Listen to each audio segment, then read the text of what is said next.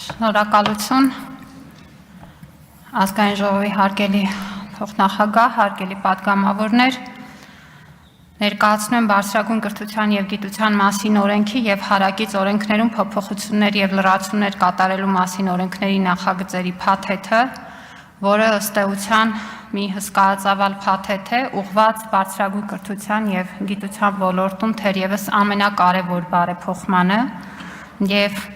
շատ կարևորում եմ, որ այսօր առաջին ընթերցմամբ օրենքի նախագիծը ներկայացնելով արդեն հետևում ունենք հանրային լսումների ամբողջ շարք և մասնավորապես այս նույն դահլիճում ուրբաթ օրը ունեցանք հնարավորություն շատ մանրամասն քննարկելու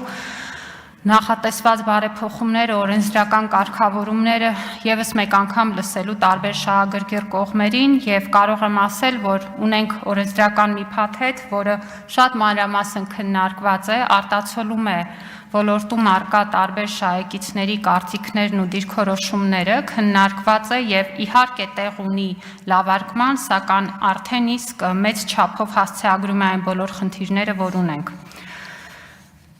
Մենք նախատեսում ենք, որ օրենքի ընդունմամբ ներկայումս ոլորտը կարգավորող և տարբեր ժամանակներում ու պայմաններում ընդունված 4 օրենքների փոխարեն կունենանք մեկ միասնական օրենսդրական կարգավորում, որը հնարավորություն կտա պատշաճ մակարդակի կրթական ծառայություններ մատուցել, ապահովելով երկու հիմնական գործիքների՝ լիցենզավորման և հավատարմագրման արդյունավետ աշխատանքը։ Օրենսդրությունը կդառնա ավելի ուսանողակենտրոն, մասնավորապես հնարավորություն ընձեռելով ավելի ճկուն և անհատականացված կրթական գործընթացի կազմակերպման համար, ներառելով անհատական պլանով և կամ ընտրական մոդուլներով ուսումը կազմակերպելու հնարավորությունը։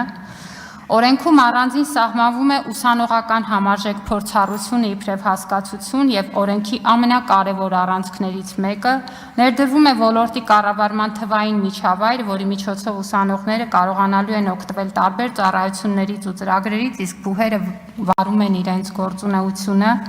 ինչը շատ կարևոր է ուսանողական ինքնակառավարման նոր մշակույթ է ներդրվելու բուհերում։ Սա մեր լրջագույն խնդիրներից էր, ուսանողական շահերը ներկայացնող մարմինները վաղուց վերածվել էին ինչի ասես, սակայն ոչ ուսանողների շահերը ներկայացնող մարմինների, դրանք երիտկուսակցական օղակներ էին, հիմնականում նաև կարիերա ապահովող կոնկրետ խմբերի համար, սակայն այս օրենսդրական փաթեթը հստակ ինստիտուցիոնալ գործիքակազմեր է նախատեսում ուսանողական մարմինների գոյության համար։ Նախատեսված է նաև ուսանողներին տրամադրվող կրթաթոշակային բազմամակարդակ համակարգեր, որով պետությունը կկարողանա տարբեր թիրախային խմբերի համար իրականացնել աջակցություն և խրախուսման տարբեր ծրագրեր և ինչպես արդեն նշել ենք, մեր կառավարության հանձնառությունը, որ պատշաճ առաջադիմության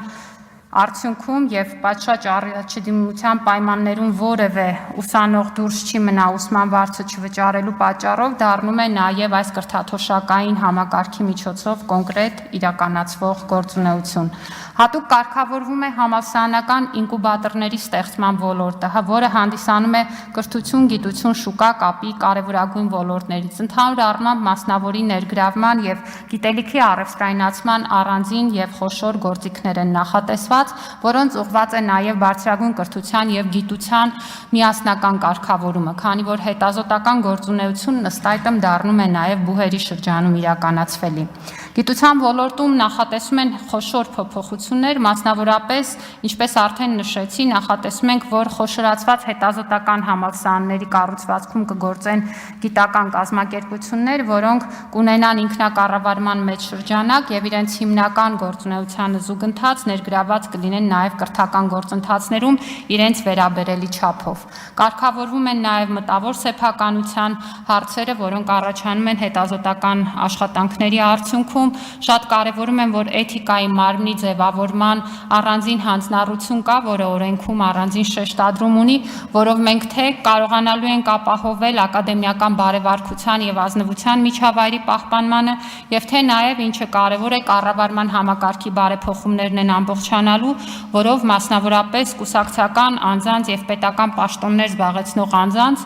հնարավորություն չի տրվելու ներգրավել խոշորացված բուհերի կառավարման մարմիններում եւ ղեկավար պաշտոններում եւ էթիկայի կանոնակարգը, էթիկայի ստանդարտները գալու են ապահովելու նաեւ բուհերում կուսակցական եւ այլ տիպի գործունեության կամ քարոզի արգելքը։ Փոփոխությունները հսկայածավալ են, այս կարճ ժամանակամիջոցում դրանք բոլորը ներկայացնել չեմ կարողանա, սակայն հանգիստ եմ, որովհետեւ առիթ ունեցել ենք մանրամասն քննարկելու եւ հարցերի դեպքում պատրաստ եմ պատասխանել։ Շնորհակալություն։ Չմոռանաք հավանել տեսանյութը եւ բաժանորդագրվել Civic AM-ի YouTube-յան էջին։